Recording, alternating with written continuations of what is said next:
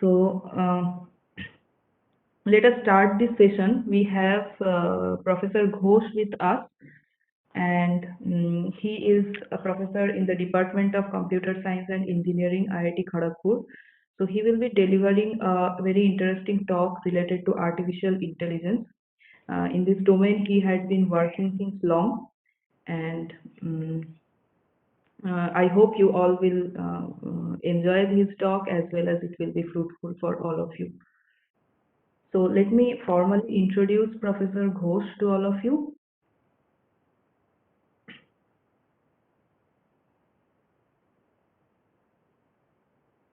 Professor Ghosh is an assistant professor at the Department of Computer Science and Engineering, IIT Kharagpur. His research interests include machine learning, information retrieval, and natural language processing in various domains, including social networks, legal analytics, and algorithmic bias and fairness. He obtained his PhD in computer science from IIT Kharagpur and has been a Humboldt postdoctoral fellow at Max Planck Institute for Software Systems, Germany.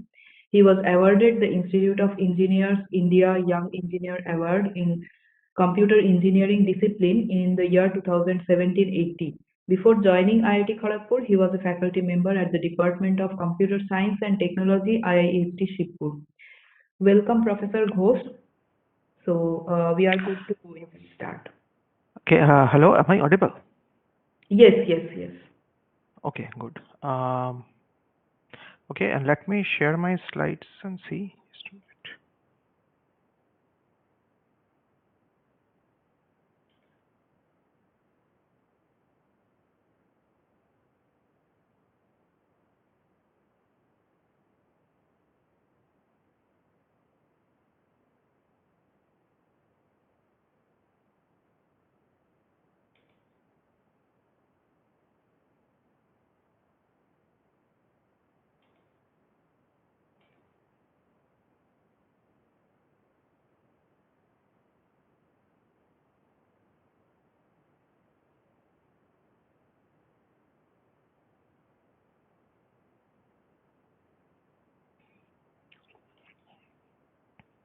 Okay, is the slide visible? Are the slides visible? Okay. So they are visible, right? Okay. Okay, hello everyone. So I understand that all of you have just joined IIEST Shibpur. So at present, I am at a different institute. I am at IIT Kharagpur. But a few years back, I also used to be a faculty member at IIEST Shibpur. So I was in the Department of Computer Science and Technology. So on behalf of IIST Shibpur, I also welcome you. You have joined a very good institute. So yeah, so basically I have been asked to introduce you to artificial intelligence and machine learning, which I will do.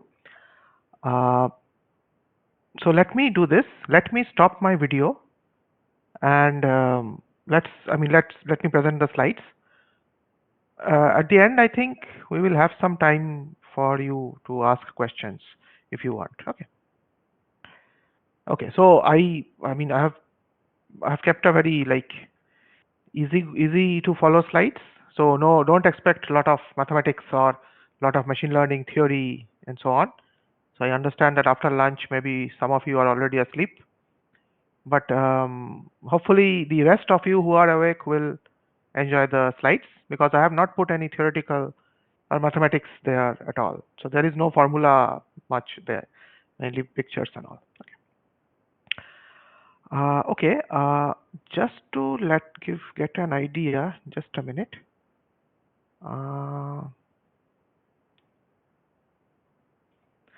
Yeah, so are some of you aware of programming already? Maybe just raise your hand. So programming, like in basic Java, C, are you aware of computer programming already? If yes, maybe some of you, please raise your hand. Okay, so I see some of you are fine. Okay. Again, if you are not aware of programming, don't need to worry. I am not assuming programming knowledge here, but maybe The people who already know programming might be able to understand a bit better the first few slides what I'm talking about. But the rest of the talk would be in general accessible to all of you. Okay, so let me stop my video and yeah, then I can present. Okay. Okay. Just a minute.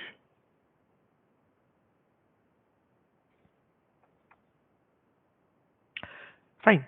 So let's understand first. I mean, the first few slides are not even about AI and ML, but let's understand the motivation or why are AI and ML such hot topics now. So some of you are already familiar with computer programming. So I think, even if you don't know programming yourself, I'm sure that you know that nowadays computers are used for rapid processing of large amounts of data. So maybe all of us have a calculator or a smartphone. So these are also small computers. Plus you have your laptop, desktop, there are even bigger machines and so on. So basically people are using, or the humankind is using computers because they can process huge amounts of data quickly. So maybe a calculation which will take a human being 1 week to do, maybe a computer can do it in 1 hour or even less. Right? So that is why computers are being more and more used in society. However, computers need to be told how to do a particular task. Okay. So it's not that, suppose I ask the computer, just let's say that the computer which comes to us already knows many things, because let's say you are able to attend this online meeting using a computer. But then, per se, a computer is just an electromechanical device. So you really don't expect it to know how to do many complex problems. You have to tell, you or some human being has to tell a computer how to do a task. That means a sequence of instructions need to be given to a computer, even for very simple tasks. So let's take this example, a very simple application. Find the area of a rectangle. Even for such a simple problem, the computer needs to be told how to do this. So if you see, I have written a sequence of instructions. So start, then read the side length A. Read means read from maybe the user. You ask the user, what is the side length A? What is the side length B? Then compute area equal to A multiplied by B, and then print or display the area and then stop. Right, so this is a sequence of instructions, a sequence of steps, which will tell the computer how to do this work. Find area of a rectangle. Now,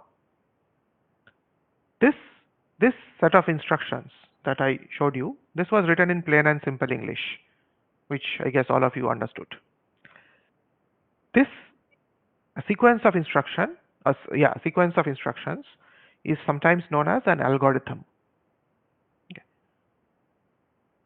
However, a computer per se does not understand English. So if you just tell it this sequence of instructions, most probably a computer won't understand. For a computer to understand your instructions, you have to use a language which a computer understands. Such languages are called programming languages. There are many examples of programming languages like BASIC, C, C++, Java. So 5 minutes back when I asked that how many of you know programming, quite a few of you raised your hands. I guess you would know one of these languages, right? So just like we are speaking in English here, a computer does not understand English or Bengali, something like that, but it understands some specific languages written in, so those languages have their own rules. Just like English has the grammar rules, those languages also have their rules.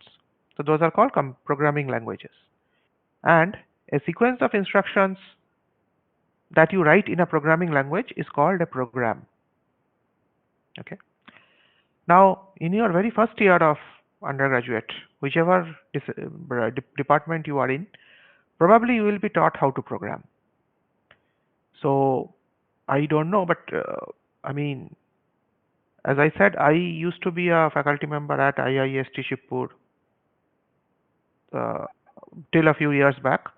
So there used to be a course called Introduction to Computing in the first year. So is it still there? Maybe just show me a thumbs up if it is there in your curriculum. Okay. So yeah, so you understand in that course you will be taught how to write programs. So just to show you an example, for the same problem which we discussed, and I showed you the algorithm. Now here is a program on the right, written in a popular programming language called C. Okay, C. So C, I guess, is the language which you will also be taught in your first year. So again, you don't need to understand the program, but this is just an example. Maybe you can understand that, okay, see, the same thing is going on in this algorithm and the program. The program also seems to say enter side length A, then enter side length B. You can see the two instructions on the left, read side length A and read side length B, right? The next instruction in the algorithm is number 4, area equal to A into B, or A multiplied by B. Here also in the program it says area equal to A multiplied by B. And the next step in the algorithm is print or display area. Here also it seems like printf, okay, area of rectangle is area. So even if you do not know the language, I think you will be able to find some similarities between the algorithm on the left and the program on the right. Okay. So this is a sequence of instructions. The right hand side, what you see, is a sequence of instructions given to a computer in a programming language. So it is called a program. So you will learn writing such programs in your first year. So basically, what do we do in computer programming? We have the computer, we give it data and we give it a program. Remember, a program is a set of instructions. So we give it data, we give it a program, and the computer applies the instructions on the data to give us output.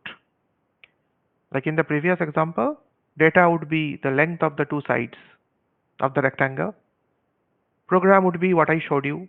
So this would be the program on the right, what you see on the right. The data would be the side lengths A and B. And the computer will give you an output, which is the area of a rectangle. So this is basic computer programming.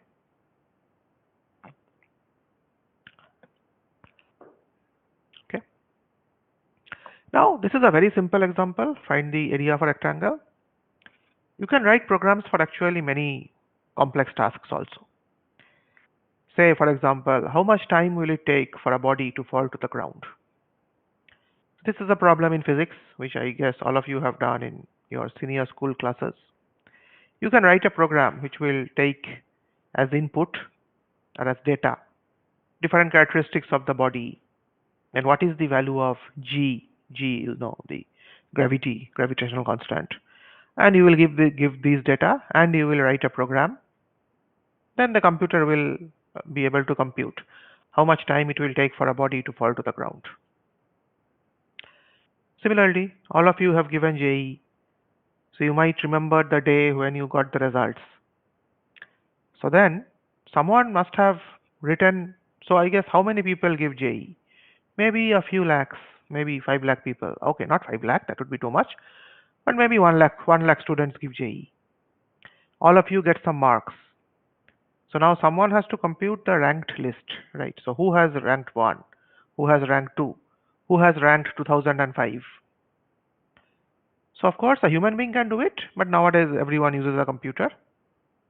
Therefore, that computer, someone wrote a program that take as input the marks of all the students and then compute the ranking list.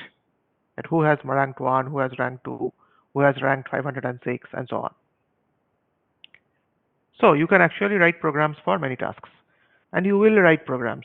Believe me, in your first year itself, you will write programs. Many of you might have written already in school.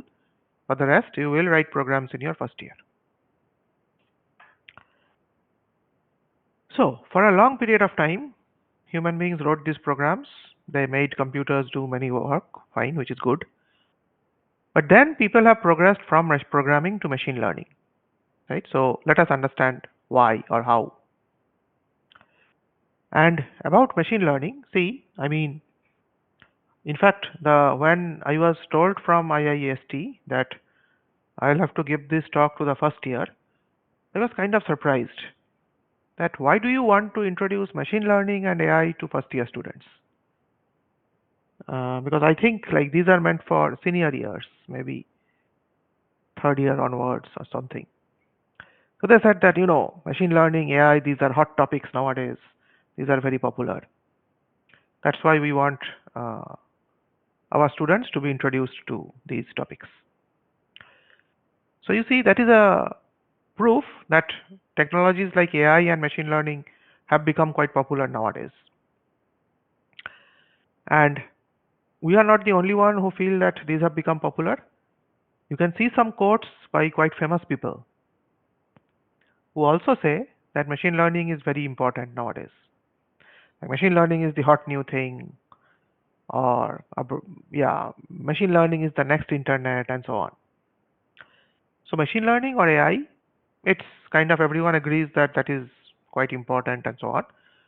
So let us understand why is it important. So we already have computer programming. So why is it important? So the motivation for ML is this. See, we have discussed several problems already, like finding the area of a rectangle, computing how much time it takes for a body to fall to the ground, etc. Now for all these problems, you can actually write a sequence of steps to solve it. So you have standard formulas, which you can write. If you know a programming language, you can write down a sequence of steps or a program to solve these problems. They have ready-made formulas. However, there are many certain tasks, in fact many tasks, where it is actually very hard to write a program. And don't only think that it is difficult for you to write a program. Oh, I don't even know programming, how it, of course it will be difficult. That's not the case. Anyone, take even the best programmer in the world. Even for him or her, it will be very difficult to write programs for many tasks. What kind of tasks will for which programming is so difficult? Let's see some examples. Let's say one example is human handwriting recognition. So all these digits that you see here, they are written by hand. Let's say a computer or an AI system has to say what is 1, what is 2, what is 3. This is a difficult problem because you cannot really write a sequence of steps to tell a computer that how does a 2 look like. So you can see some of the symbols here which are circled or which are enclosed by a box. Many of them look like 2, but then are they really 2? It's difficult because different people write 2 differently. Maybe some 2s are very well written, some are absolutely badly written. For some, even you might not agree that maybe these are 2s. Clearly, I mean, some of them look like more like other numbers. So understanding the human handwriting can be pretty bad. I mean, pretty difficult. And of course, if you, understanding human handwriting is quite difficult even for a human being. So I think I can vouch for this because, like, as a teacher during exams, we get 100 scripts written in 100 different handwritings, and trust me, some of them are very difficult to understand. Okay, so sure, so even for a human being, this task is difficult. So now think of doing this automatically by a computer. That's a really difficult problem. And you really cannot write a program or a sequence of instructions which will tell a computer how to understand human handwriting. Okay. Here's another example. I guess many of you see YouTube. So when you are seeing a video in YouTube, on the right hand side or below, you will see lots of other videos being recommended to you. Right. So these are called recommendations. Maybe the YouTube is telling you that If you are interested in this video, which you are seeing now, you might be interested in these other videos also. How to do this? How does YouTube know what you will be interested in?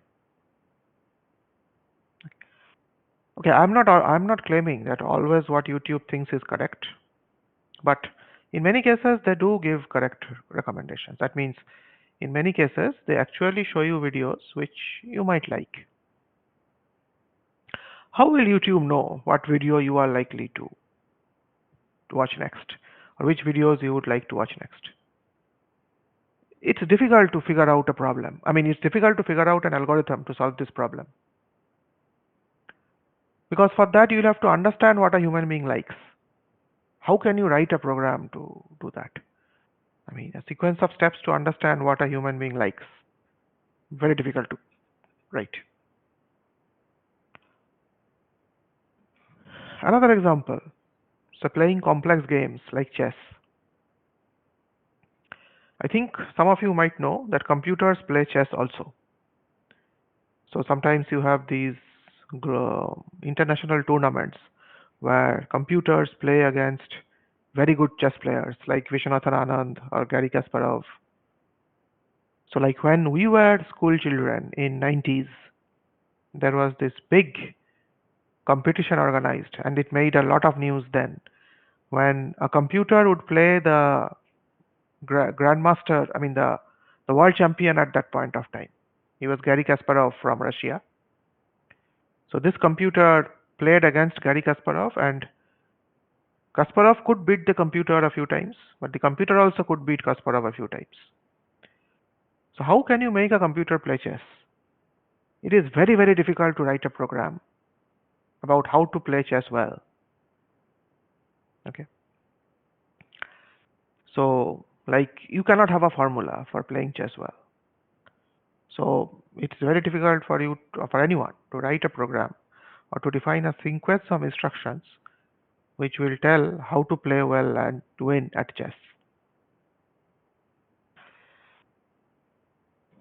So the thing is, I've given through these examples, I hope I'm able to convince you that there are many tasks which we would like to do automatically, but for which it will be very difficult to write a program.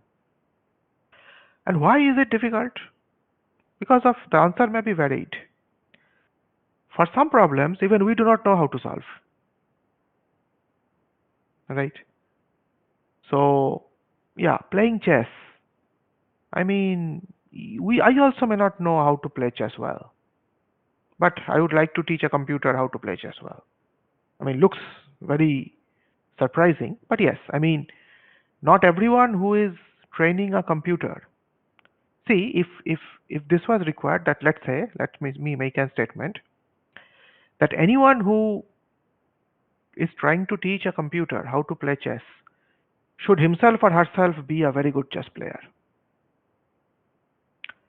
That's that would be very difficult because then someone like a chess grandmaster would now have to understand how to program, how to deal with a computer, and so on. That usually does not happen. So the person who is trying to teach a computer how to play chess may not himself or herself know how to play chess. Okay? So sometimes we don't ourselves know how to solve a problem. Second, even if there you can be a algorithm, it might be too complicated. So for example, somewhere, someday, someone might write a program about how to play chess. But it will be so complicated that it won't be of practical value. So similarly, like human handwriting recognition. Well, someone might think of writing a program. Okay, a 2 will have a, if there is a curve at the top and a straight line or an inclined line at the bottom, then it's a 2, something like that. But it will be very complex. Right? Because the reason is this, because not everyone will write the 2 the same time, in the same way. Many people will write 2 very badly and so on, which will. So if you try to figure out a set of instructions or rules about how to recognize whether something is a 2 and the written number is 2, you will pretty much fail because many people will write it differently.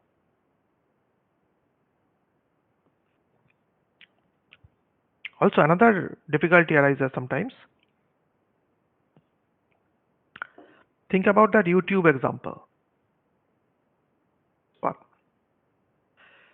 suppose YouTube is able to write a program which defines what is the video I will want to watch next. Suppose YouTube understands my liking very much and writes a program which will predict which videos I would like to see. The issue is that this program, which works for me, will not work for you because you have different likes, you have different tastes, maybe you like to see different kinds of videos than I do. So even if YouTube can write a program to predict what a particular user would like to see, they would have to write such a program for every user of YouTube. And YouTube has millions of users. That means it will need to write millions of programs. This is impossible. Right? So I think all of you are on, say, YouTube, Facebook, and so on, and you get different kinds of recommendations. So Facebook has more than 1 billion users. So even if Facebook can write a program to decide what a particular user would like, it would require 1 billion different programs for 1 billion different users. So this is, for all these reasons, you really cannot write a program for every task. There are lots of tasks for which you cannot write a program. Then what do we do? Therein comes the role of AI or machine learning. So what we do is this. Instead of writing a program by hand, collect lots of examples that specify the correct output for a given input. I'm going to explain that, but just let's go on. Then we use something called a machine learning algorithm. That machine learning algorithm takes these examples and produces a program that does the job. Okay. So let's see. Let's say, going back to this YouTube.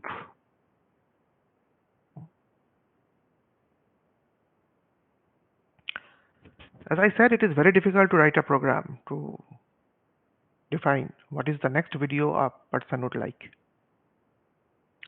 But it is easy to collect such examples that after seeing video X, many people looked at video Y. Okay. After seeing video X, many people looked at video Y. Such examples are very easy to gather for YouTube because lots of people are watching videos on YouTube, right? And YouTube can figure out that after watching video X, this person watched video Y. So YouTube can have millions of such examples that after video X, many people saw video Y. Imagine that suppose maybe in your lifetime, you have seen 1,000 videos. The last 5 years you have been using YouTube, you have seen 1,000 videos. So basically YouTube knows that after which video you have seen which video. From this input, machine learning allows YouTube to write a program automatically, which will decide which is the next video you are going to see, or which can predict that if you are seeing this video, you would like to see which other video. So let's say, because YouTube knows which all videos you have seen, let's say it knows that you intend to, so let's say, maybe YouTube has figured out these kind of patterns in your viewership, that you often see movies of Amitabh Bachchan, you watch football videos of Cristiano Ronaldo, and you also watch videos on physics. Okay, so YouTube knows what all videos you have seen, and it has seen that in general you follow movies of Amitabh Bachchan, you watch football videos of Cristiano Ronaldo, and you watch videos on physics. And YouTube also can figure out that, okay, after watching a particular video of physics, maybe you will watch the second part of that series. Or maybe every weekend when Cristiano Ronaldo plays a match, next day you watch that match. These kind of patterns YouTube can figure out using machine learning. So now the idea is that YouTube is not trying to write a program. I mean, no human beings, no employee of YouTube is trying to write a program which defines what you will like next. Rather, they are using a machine learning algorithm. They are giving as input to that machine learning algorithm what videos you have seen till now. And that machine learning algorithm is writing a program which will do the job. That means which will see what video you are seeing now, and it will predict what video you are more likely to like next. Okay.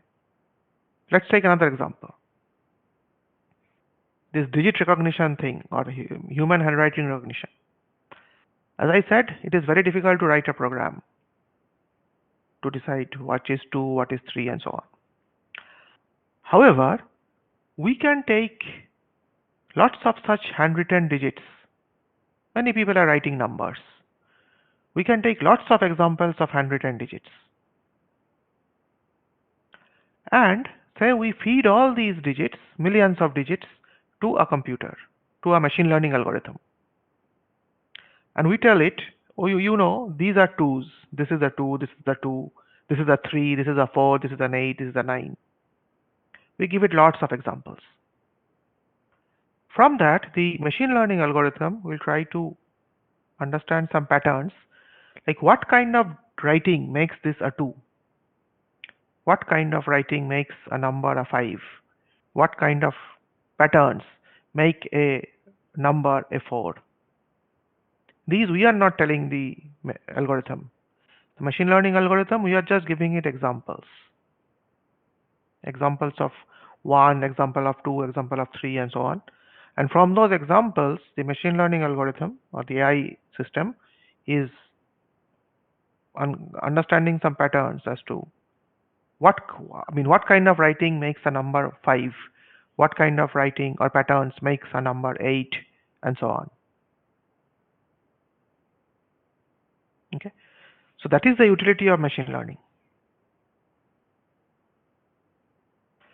Basically, machine learning has changed the way programming is looked at. So you see the two parts of this slide. The top part we have already discussed. If you remember, I showed you the top part of this slide 10 minutes back. Traditional programming, you give data to a computer, you give program to a computer, both of these are inputs to the computer. You provide data, you provide a program, or you write a program. And the computer applies the program on the data and gives you output. In machine learning, the things have changed. Now you are giving a computer data and you are specifying the output. So you are giving lots of handwritten numbers and you are telling the computer, you know, this is a 2, this is a 3, this is a 5, this is a 7. So you are giving the data and the output. The computer, here it's a machine learning computer, an AI system, is taking the data and the output, and it is itself generating the program. Now what will this program, this output program, what is this going to do? This program is such that if you give it new data, that means not this data which you have already given, but if you give it new data, it then should be able to give the correct output for that new data. Okay. So this is like, say, you have exams, right? So you are taught over a semester, but in the exam, you are expected to solve new problems. You are not expected to solve only the problems which are taught in class.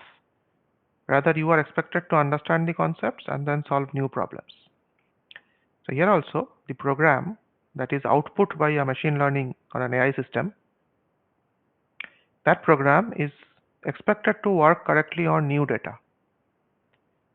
So you initially give lots of data and outputs to the computer to what we call train it, training.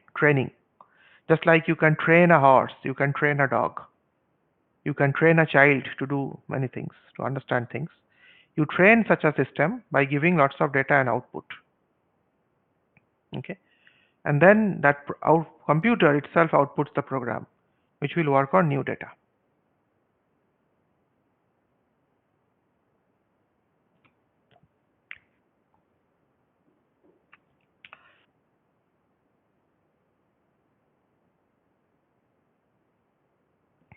Now, again, let's understand this a bit more.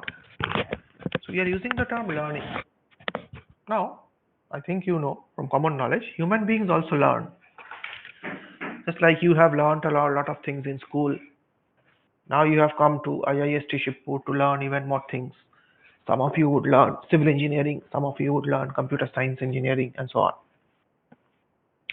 So human beings are also learning, right? Versus here we are talking about machine learning.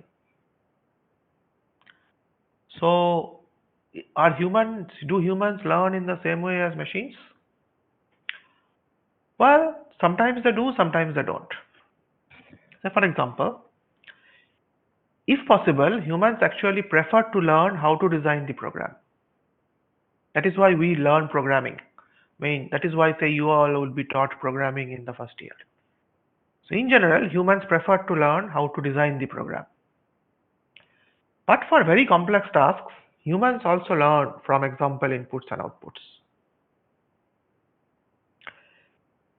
You might not be aware of this, but we do.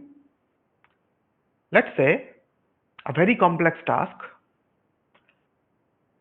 Suppose you have all, okay, you are still not at hostels because of the pandemic situation, but hopefully you will be able to come to the IIST Shibpur campus. It's a beautiful campus, and hopefully you will be in a hostel room. Okay. So suppose, I mean, unless you are very lucky, maybe you won't get a single room. You will have to share it with someone. Now, so you come to IIST Shibpur one fine day and you are shown into a room with two other people, two other students. Are the good, are the bad? How will you know? This is a complex task. And here we also learn from example inputs and outputs. We talk to them, that's an input we are giving. We listen to what they say, then we understand how they are likely to behave, whether they are like us or whether they are very different from us. All these things we learn from examples. There is no rule, there is no program we can write to understand another human being. We interact with that human being, we talk to them, we listen to what they say, all inputs, outputs, and by that, we develop an understanding of how this human being is likely to behave. So maybe for someone whom you know, for your school friends, whom you have known for 5-6 years, I guess if I ask you that, if I tell your friend this, if I make this offer to your friend, would he or she be willing to take it? Let's say, think of your best friend at school. If I ask you that, okay, if I tell your best friend to go and see a movie of Salman Khan, would he or she agree?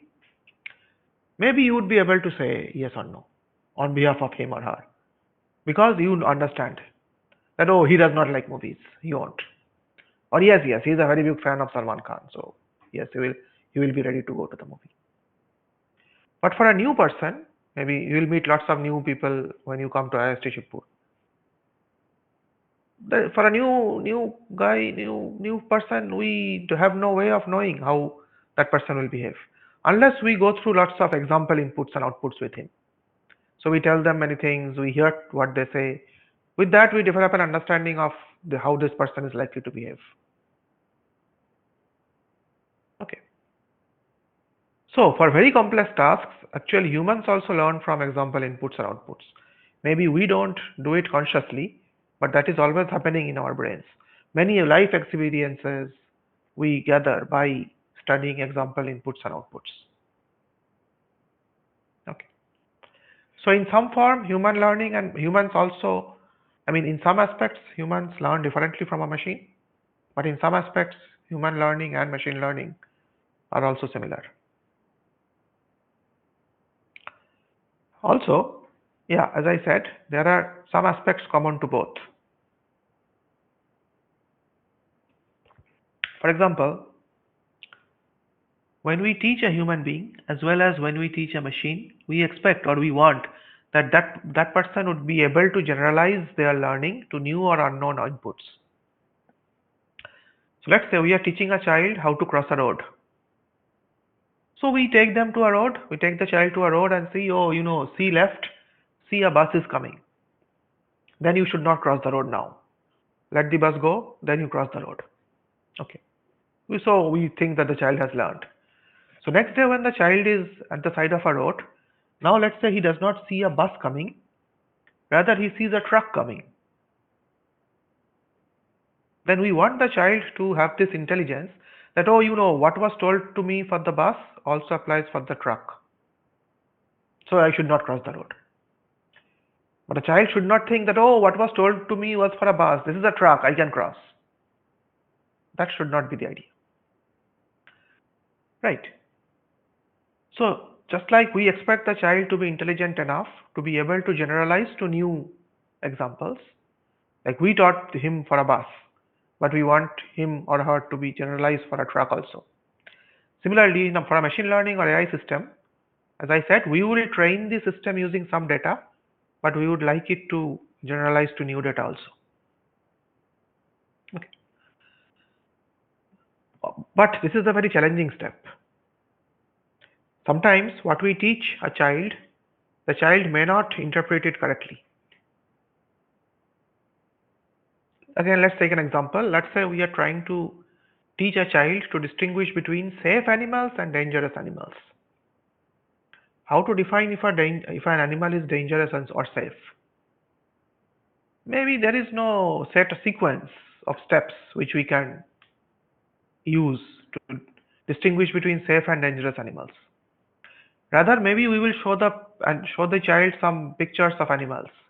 Say we show a cow, a cat, and say these are safe. Whereas we show a lion, a tiger, and then we say the child that these are dangerous animals. Okay, so maybe we want the child to notice that dangerous animals have claws, have sharp teeth, and so on. But then see the examples. We showed the child a picture of a cow and a cat and said they are safe, and we showed a picture of a lion and a tiger and showed they are dangerous.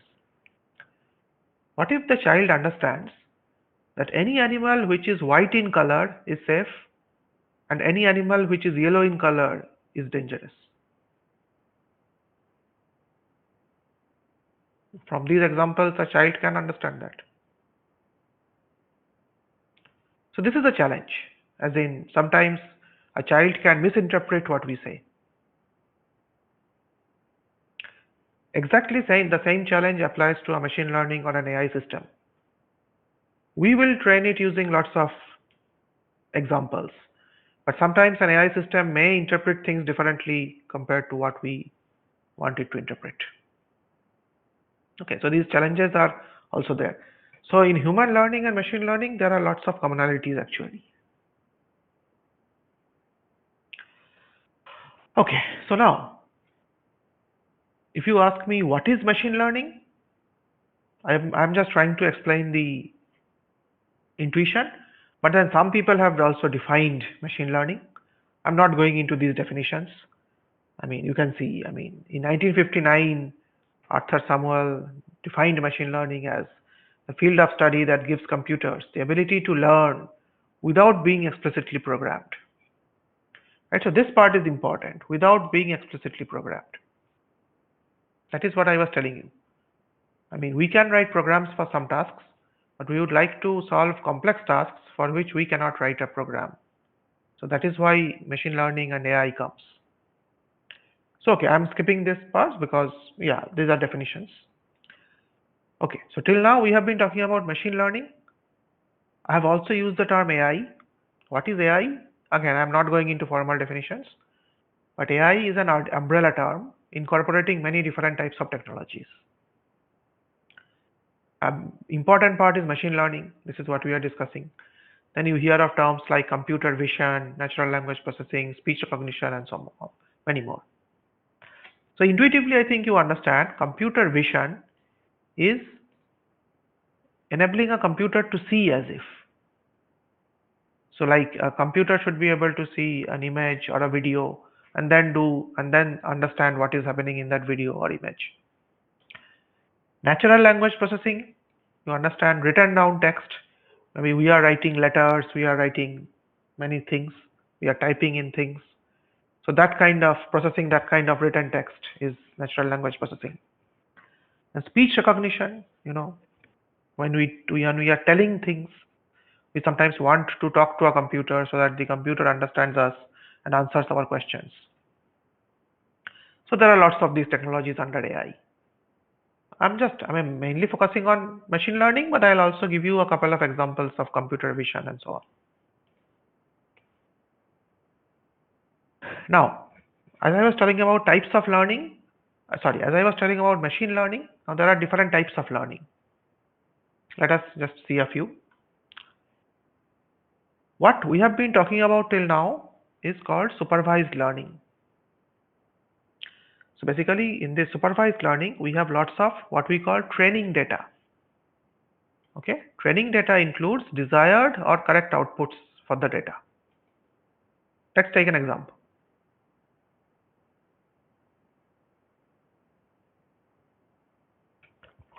So an example is image classification. What is it? Let's say in this simple example, we have an AI system and we want it to do the following. We will give it an image of a cat or a dog. We want the AI system to tell us whether the image shows cats or whether the image shows a dog. Okay. Now the question is, how will the AI system learn how to classify an image correctly? Classification is this problem. Like you have an say image and there are two classes, cats and dogs. We want to assign one class to this image. So you want to say if this image is that of a cat or the image is that of a dog. Right? This is called classification. So given an image, we are trying to classify. So the question is, how will the AI system learn how to classify an image correctly? Again, one way would be to write a program, but it is very difficult to tell by a program how does a cat look like and how does a dog look like. Well, so we won't try to program. Rather, we will take the machine learning approach. We will train the AI system using lots of labeled data. So you see on the left, there are lots of pictures of dogs and cats. We will give all these to the AI system, and we will also give the labels. It means we will tell the AI system that these are pictures of dogs and these are pictures of cats. We will tell these to the AI system.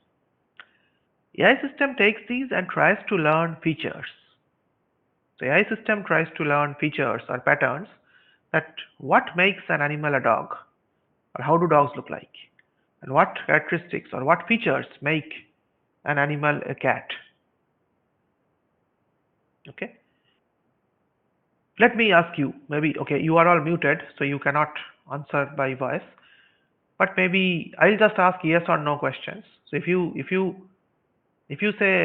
think the answer is yes, just show a thumbs up, and if you think the answer is no, show a thumbs down. Right? So let's say for differentiating between a dog and a cat, is color a good feature?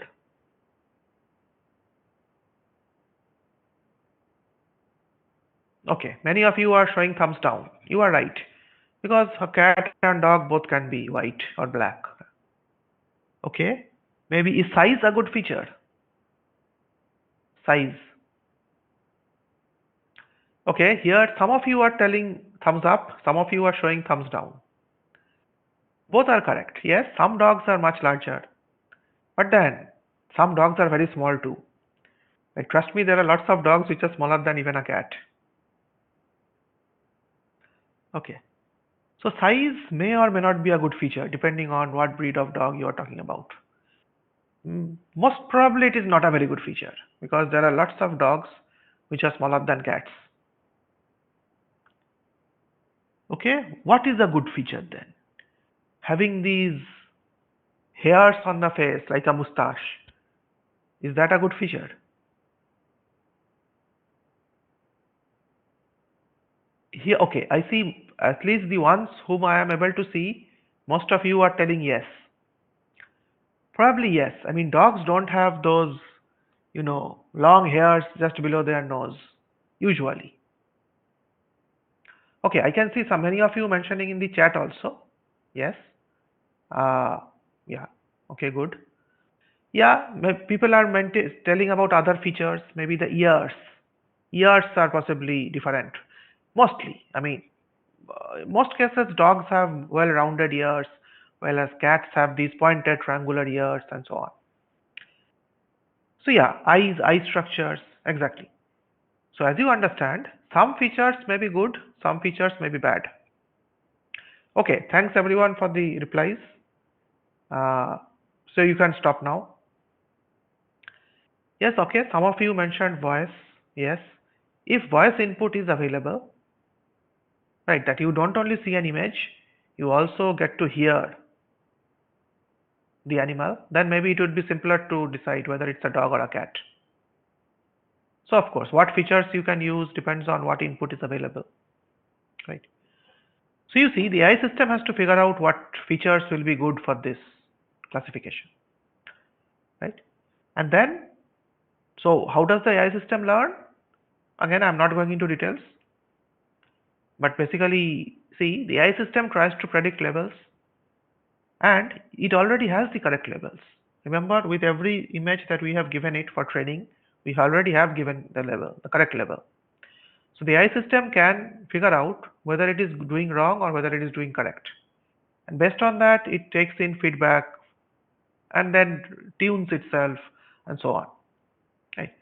So maybe like this, like, uh, I mean, let's say now what I did just now, I asked you what are good features. Some of you, maybe some of you said, maybe some of you were thinking color. And I said, no, no, no, color is not a good feature. Then some of you said size. I said, no, size is possibly not a good feature. Then some said ears. I said, yes, ears is a good feature. So this way, you you are guessing, and maybe I am telling you which is the correct guess, which is the wrong guess, and based on that, you are understanding what is the correct guess. Okay. So this is how the AI system will also learn. And once the AI system has been trained, then we expect that if we give it an unseen image, an image which it did not see during training time, then it should be able to classify correctly. Okay. This is an example of image classification. This is a supervised learning task. Again, I'm not going into any mathematical details, but just to give you a very small idea, what is the machine learning algorithm trying? Let's say there are two classes, cats and dogs, or here's the circles and crosses. It tries to find out features. So in this case, x1 and x2 are the features. Okay, and this is like an XY diagram. So I think all of you have seen this from coordinate geometry in school. So basically, the the AI system is trying to figure out these features x1 and x2, such that these different types of points are well separated out. Okay, so let's say if the features are color and size, then these two types of points will not be separated out well, because both cats and dogs can be white, both cats and dogs can be small. So if the two features are size and color, then cats and dogs will not be separated out well. So the ML system is trying to figure out features through which these two points would be well separated out, these two types of points. Okay, and then it tries to learn a curve, in this case a straight line. In this very simple example, a curve is a straight line. It tries to learn the equation of this curve so that when a new point comes, now it will be able to tell whether it lies on that side of the line or this side of the line. When a new point comes, it should be able to tell which side of the line that new point will fall. Okay, so okay, if this does not make much sense, it's okay, but yeah, I mean, I'm not going, so this is what mathematically is happening under the hood. That ML system is trying to figure out the equation of this kind of a curve. In this very simple example, it's a straight line, but it may not be always a straight line. Anyway, so this is, okay, so the particular example I showed was classification. Now classification is just one example of a task. There are many other types of tasks which you can teach an AI system. The thing is, you need to give it suitable training data. Just like a child can learn many different things if you teach him or her correctly. Similarly, you can teach an AI system many different tasks if you give it proper training data. See, another popular task is regression. Regression means predicting a continuous value. Some of you who have taken statistics might have come across this term, regression.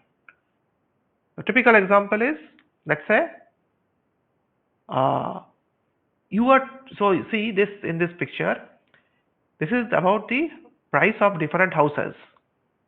So the x-axis shows the size of the house in square feet and y-axis shows the price. These data are already known to you, the crosses that you see. So we know that a house of size, say, 450 was sold at $100,000. So these are already known to you. The thing is, suppose we have a house of size 1800, let's say. For 1800, the answer is not there in this set. There is no point here in this set with x equal to 1800. But the system has to now predict what should be the price of such a house. Okay, that is the problem. How do you think the system will solve it? Maybe can you just write in the chat? Any idea? I'm not asking for any mathematical details or anything.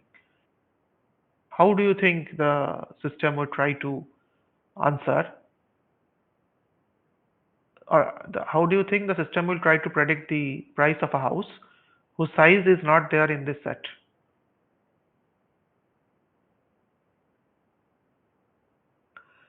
Okay, some people are saying calculate the average or mean. Okay, but that would be a very bad guess. Like if you just take the average or mean of all these points, then so the mean will be lying somewhere here maybe. So whatever be the input size, you will have to give this mean as the answer. So by mean, it's not a very good answer, right? But some of you have actually given better answers, like try to fit a curve to this data, the curve of best fit. Yeah, some people are also telling about extrapolation, fine. Basically, try to fit a curve to this data. Maybe the curve will look something like this. That curve will help you, that curve will be a continuous curve, right? That curve will be a continuous curve.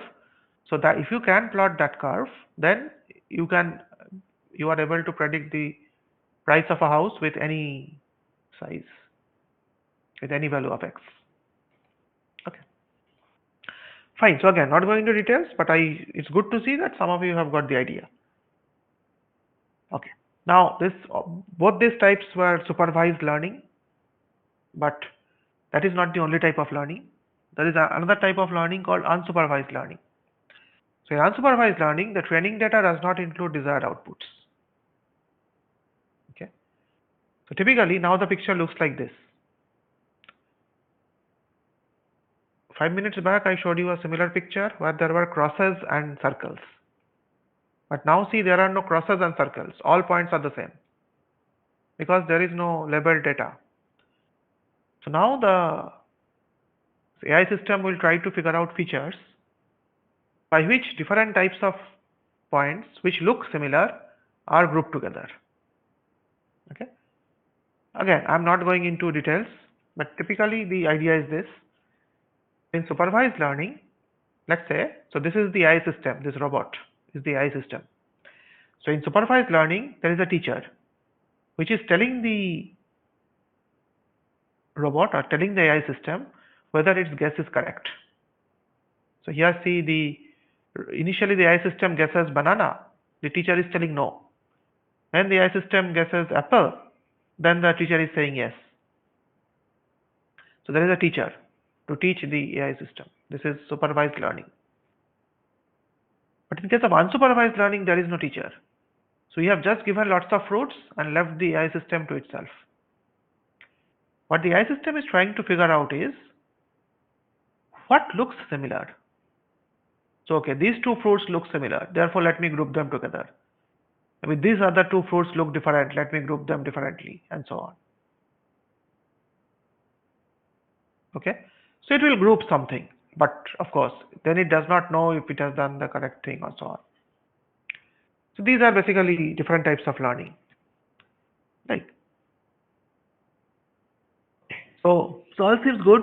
We are learning about different types of learning and so on. But understand that AI is not easy. AI or ML is not easy. There are lots of challenges. Let me just briefly walk you through a few challenges.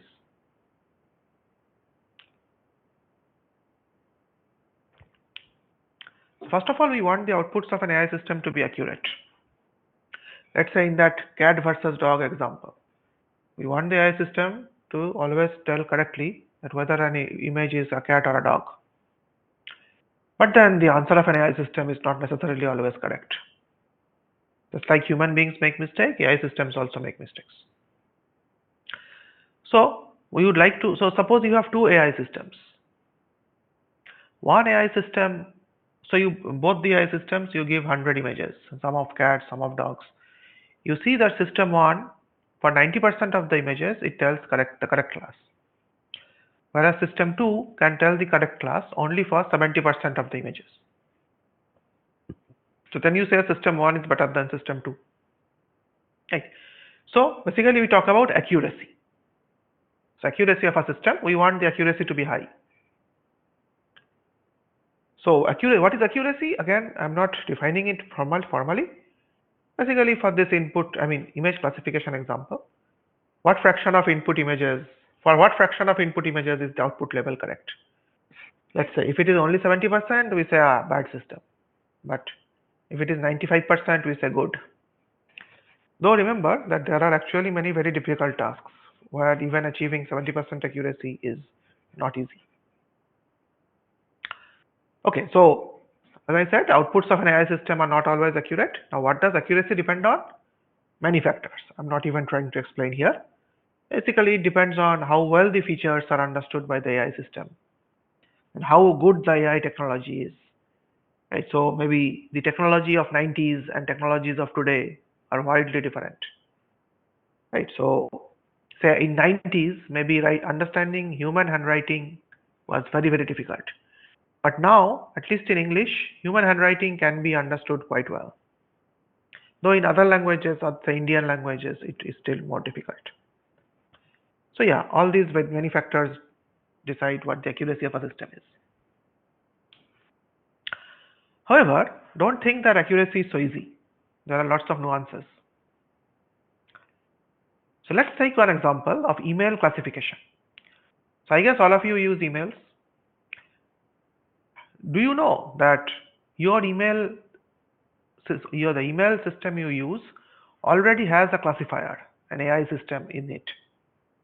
And that AI system classifies an incoming email into two classes, spam versus legitimate. If your system suspects that an email which has come to you is a spam, it will not come to your inbox. It will go to a different folder called spam folder. So are you aware of this spam folder? Okay, some of you are. So you see, you are already using a classifier. Maybe you don't know. Actually, AI is all around us. So we all are using AI in some form. So the email system you are using, that also has a classifier in it. So let's consider this classifier email classification system. So it's again a classification problem with two classes, spam and legitimate. Now, In general, 99% of all emails sent are legitimate, only 1% is spam. So I can have a very simple classifier which will predict all emails as legitimate. So then that classifier will have 99% accuracy, because 99% of emails are actually legitimate.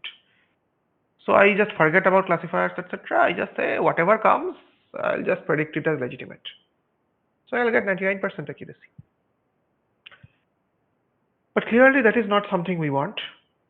So accuracy is not the only metric, or accuracy is not the only thing that we need to worry about. We need to check performance of the system specifically over spam emails. Right. Again, there are more nuances. So basically you see such a classifier can have two types of errors.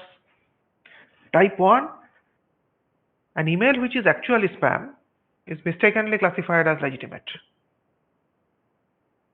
That's one type of mistake. Other type of mistake is an email which is actually legitimate is mistakenly classified as spam. I hope you understand the difference of the two types of errors. Now my question to you all is, which type of error is more serious or more damaging to the user?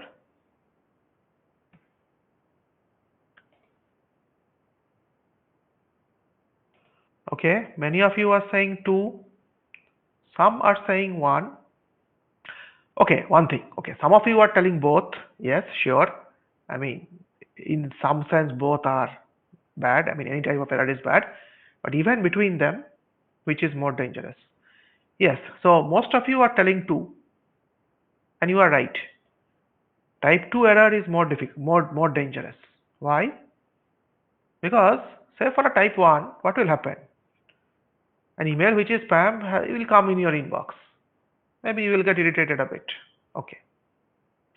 But for 2, maybe it's an email, a very serious email, a very important email containing a job offer, and the system sends it to spam. You will never see it even. Okay, so the type 2 error, where you can miss an important email, is much more serious. So again, just accuracy is not, it's not the only thing. You'll have to understand that, let's say there are two systems, both with 99% accuracy. But in one system, all the 1% errors are of type 1. And in the other system, all the 1% errors are of type 2. Then you will of course not say that the two systems are equally good. Okay, so there are lots of other things to keep track of. Also, there are many other goals. So suppose an AI system or a classifier is used by a bank to decide which loan applications should be accepted. Now don't think this is an imaginary case. Nowadays AI systems are used in many cases in such. So basically AI systems are used more and more in application and more and more in situations or applications which will decide what happens to your life. So when you apply for a job or when you apply to a bank for a loan, often AI systems are used to decide whether to grant you that loan or job or not. Maybe at some point a human being will also be involved, but often the initial screening is done by an AI system. So let's say this particular AI system, what it does is as follows. The classifier predicts whether the applicant is likely to return the loan or not. Okay, so a loan application has come. This classifier studies different features of the person who is asking for the loan, who has applied for the loan, the applicant, and tries to figure out if this applicant is likely to return the loan or not. If the classifier says likely to return, then the bank grants the loan. If the classifier says no, not likely to return the loan, then the bank does not grant the loan. Okay. And let's say that the classifier has 95% accuracy. So that's pretty good. This is a complex task. So 95% accuracy is pretty good. But the key thing is the 5% errors are committed when the loan applicant is a woman. Is this AI system acceptable? Okay, so since we are at an engineering institution, most of us are male, but then I hope you understand that this is not acceptable. Okay, I mean, this would, what is the issue here? What is the issue here? The issue is that the system is not fair. In some cases, you want equal benefits both for males and females. Okay, so this AI system is not acceptable. And there is a big concern nowadays. In the last 3 or 4 years, there is a big concern about machine bias. So at one point of time, say even 6-7 years back, it used to be thought that human beings can only be biased. Algorithms or computer systems cannot be biased. But in the last 4 or 5 years, people have understood that no, even computer systems can be biased. How? How will a computer be biased? A computer is not male or female, that it will, it will favor men on women. How will a computer system be biased? The thing is, if I remember what I told you, we have to train such systems with lots of data. That data may have bias. So lots of historical data. Let's say you train the machine, you train the AI system with data which shows that most of the applications by females have been rejected earlier. And that is what the system will learn. That, oh, if the applicant is a female, we should reject. Right, so historical biases of humans can go into an AI system also. Okay. So there is lot of talk about machine bias. And it was actually seen in the USA. So actually there was a software which US courts used to predict whether a person can commit a crime in future. And it was shown in a study that that tool is biased against blacks. So you may not be aware, but in US, or you may be aware also, that in US, whites versus blacks is a big issue. Right from the times of Abraham Lincoln and all, which we have studied in history. So it was seen that this software is actually biased against blacks. So that caused a big furor. That, yeah, I mean, that is, so you see the date here, 2016.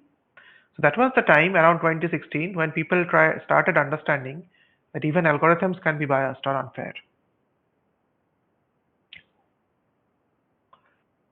So just to a couple of words more. So the thing is that some features are sensitive. So remember that dog versus cat question. I asked you about different features, color, size, etc. Now in case of dog versus cat, maybe we are not worried about bias and fairness. But when it comes to human beings, then some features are sensitive. Specifically, features which define demographic groups are sometimes sensitive, like gender, religion, skin color. So in some cases, it is not okay to distinguish between whites and blacks just because someone is a black or a white. Or in some cases, it is not justified to distinguish between two individuals just because their genders are different. Okay. So those features which are sensitive, that causes problems. Now you might think, oh, okay, so what's the big deal? Leave out that feature. If you think religion or height, religion or gender is a sensitive feature, do not use that as a feature. But does that solve the problem? The answer is no. Okay, okay, so let me ask. Now this is a tricky question, but let's see if some of you can think of the answer. First of all, I hope what I'm telling is clear. But let's say I say that it is not okay to distinguish between gender. It is not okay for an AI system to have very different performances for women and men. Okay, or let's say we should not have an AI system which, let's say for some applications, say job application, etc., job application, loan application, something, an AI system which says yes for 95% male applications but says yes for only 60% female applications. That is not okay. Having such an AI system is not acceptable. Then you might say, okay, so I understand gender is a sensitive attribute. Let's not consider it. Don't ask a person of the gender. Then the system would be fair. The answer is no, you don't. Or it might not be fair, even if you don't consider gender. Why can you think? This is a tricky question, but let me see. Can anyone think why is it okay? I mean, why is it not sufficient to not consider gender?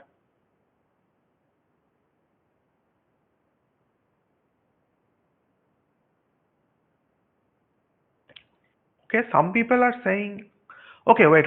Let's not talk about religion, etc. So let's think that religion, etc. is not sensitive. In the example that we have, only gender is sensitive. Okay. So it is fine if you use religion, but gender is not sensitive. I mean, gender is not acceptable. Okay. So some people of you are telling about one point which I feel which is true, that maybe let's say in an engineering college there are lots of applications from males and very few from females. But that's not the issue. We are talking about fractions. We are talking what fraction of male applications are accepted and what fractions of female applications are accepted. So the numbers may be very different, I agree, but the fractions cannot be too different. I mean, let's say you have 100 male applications and only 10 female applications, fine. But if you say, out of those 100 male applications, I accept 98, but out of the 10 female applications, I accept only one, then that is not okay. Because here the fractions are very different. The fractions are 98% and 2%. Right, so 98 out of 100 versus 2 out of 10. So 98% and 20%. That is not acceptable. So numbers are different, that is okay. But we are talking about fractions. Okay. Some of you are also mentioning about some other things. That yes, the application decides what feature is sensitive. So let's say we are looking for a pujari for a temple. Okay, the job application is for a pujari at a temple. Here you cannot say, oh, you cannot consider religion, or the application is for a priest at a church. So here you cannot say that you have to consider all religions similarly. No, that's not the case. So what feature is sensitive, that depends on the application or the job. Okay, but okay, the thing what I had in mind, I can see some of you have said, like Rajkumar Verma. He says name can also distinguish gender. That is the thing. Suppose you do not consider gender attribute, but you consider the name or the height. The thing is, these things are also correlated with the sensitive attribute. Or the voice, yes, okay. Right? So maybe you don't consider gender as a feature, but you consider height. Now height is not a sensitive feature, you can use it. But the problem is that height is often correlated with gender. Or the name, at least in Indian society, the name can often be correlated with gender. So even if you are not using gender directly, I mean, other features can get correlated with the sensitive features. And that is what makes these bias, fairness very difficult to deal with. Just not considering that feature won't be enough for an AI system. Okay, fine. So I'm almost at the end of my talk. Yeah. So there are lots of practical applications of AI ML. I've already given you some examples. Let's say here is another task. Let's say this is called image segmentation. So basically the input to an AI system is the image that you see on the left. And the output, what is expected is, the AI system is expected to divide the image into multiple regions or segments, such that each segment corresponding to a particular object or type of surface. So let's say in this example, the AI system is distinguishing between a car, the road, the grass beside the road, a house beside the grass, and so on. Is this a practical example? Can you think of any application where this is necessary?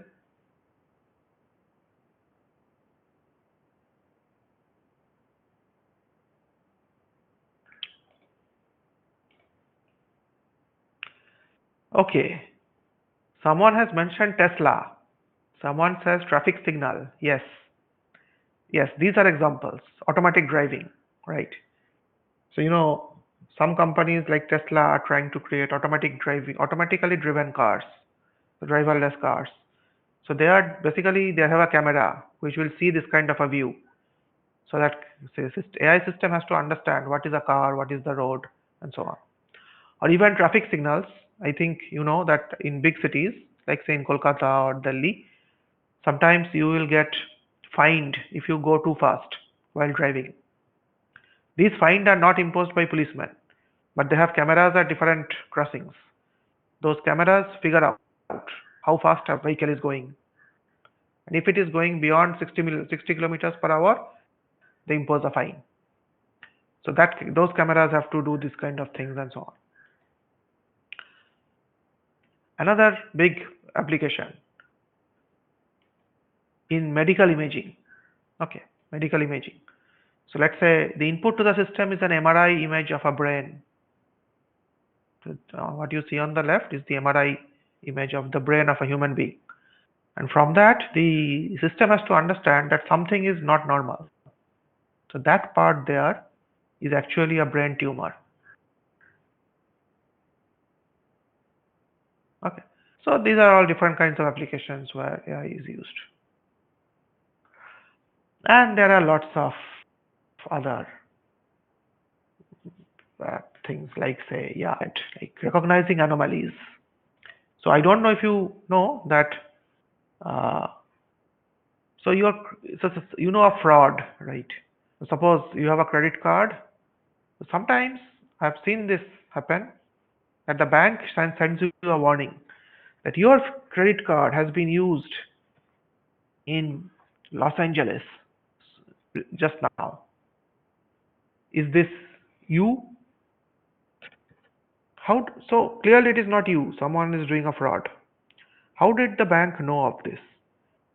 Clearly a human being from Los Angeles has not written that message. These are all automatic. From your credit card purchase history, some AI system knows that you live in Delhi or you live in Kolkata, and all your transactions usually have Kolkata, maybe Amazon, etc. Now suddenly a transaction is coming from Los Angeles. So there must be something abnormal. Right? So that is what is like automatic identification of anomalous behavior. Or let's say, those who are in other disciplines, let's say there are lots of sensors in devices, like in a nuclear power plant or even in your car, there are lots of sensors. So if something abnormal is going on, those sensors warn you.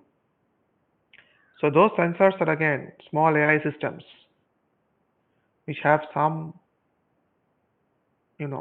intelligence. So if the temperature of your car engine has suddenly increased too much, then it is good if you get a warning, right? Or if a nuclear power plant, the temperature has suddenly increased too much, of course the authority has to be warned. Now, of course, you don't expect human beings to be always alert 24/7, and checking the temperature.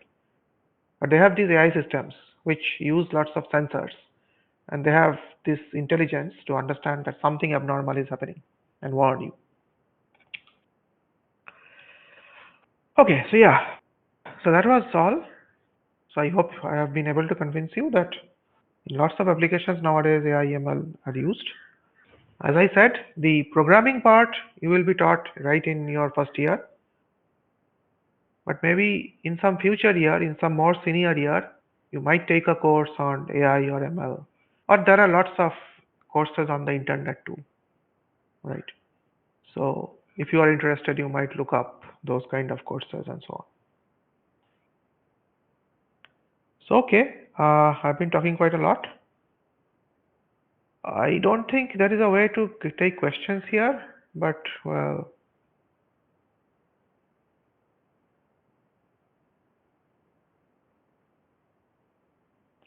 okay, I see one question from Orkendu in the chat. Yes. If in an AI system, I give the record of previous 10 years of crime records, and incidentally, most of the criminals are from a specific religion or group, then the AI can be biased in predicting criminals. Exactly, that is what I was telling. Often historical trends are picked up by AI systems. So you are right, maybe in the US, most of the criminals in the last 10 years were from black community. But does that mean that every black person is a criminal? Maybe not. So if the system understands that, okay, skin color being black means automatically I should predict, yes, that this person is a criminal, then there is a problem. So that is the thing, these historical biases get translated into AI systems through the training data. Okay. Thank you, Saptasrida, for the wonderful talk. And so, sir has not only told about the pros but also the cons of machine learning. As all of you know, AI and machine learning is something without which probably none of us can survive in any of the fields that you are working. So, I personally enjoyed your talk a lot. Thanks for the wonderful talk. Okay, thank you. So now we might take a few questions from the audience. Yes, so there are a few students who have some questions. So Mojit Ghosh. Good evening, sir. Am I audible? Yeah, good evening. Yes. Sir, right now, before some time you told the implementation of, so 1 minute, I've written down the question. The implementation of supervised learning can lead to the development of an AI system. But sir, is there any other implementation of unsupervised learning, which you also taught us before some time? Yes, there are lots of implementations of unsupervised learning also. Can you give a few examples? It's, let's say, summarizing a document. So you have a long document, you don't have time to read it. A AI system has to show you a small summary. Now here, the summarization can be both supervised and unsupervised. So basically, the system has to understand which parts of the document are important. There are lots of unsupervised ways of knowing this also. So it's usually supervised learning is a bit simpler to understand. So we usually, like introductory classes, we talk about supervised. But yeah, there are lots of techniques of unsupervised learning also. Like clustering, summarization.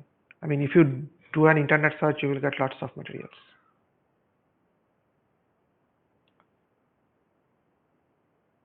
Okay, so see, lots of people are there who have many things to discuss, but we cannot take all the questions, so we shall proceed and maybe take a few of them. Rajkumar Verma, please unmute Rajkumar Verma. Good evening, sir. Good evening, sir. Mhm. I have a question that Good evening. computer can only understand binary language, but let's say take example, I have 35, then I can compute this what will be the binary code, but let's say that I have letter A, then what will be, how we calculate what will be the binary code of this letter? So please, sir. Okay, this part does not come under AI. This is simple programming. So I guess in your first year itself, you will be taught that all these English letters and all, they have a fixed code. So for example, if you, I can just write here, ASCII code. Every character has an ASCII code, which the computer also knows. Yes. So as Rajneesh said, the ASCII code of A is 65. It is known that capital A is 65.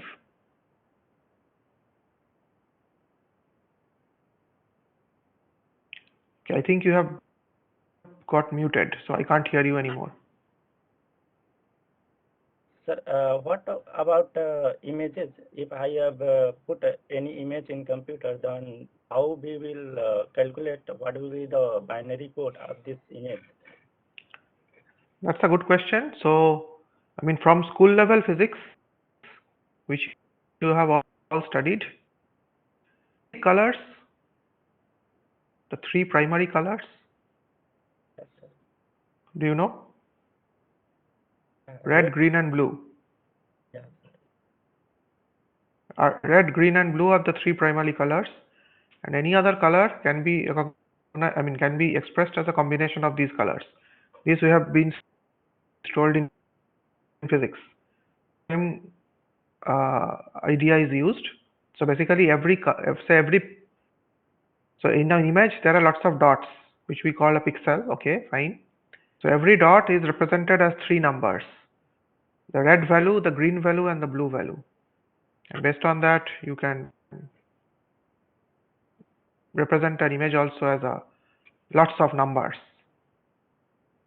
right? Okay, sir. Thank you. Okay, anyone else? Okay, so next maybe we can unmute Vanshika. Vanshika is waiting since long.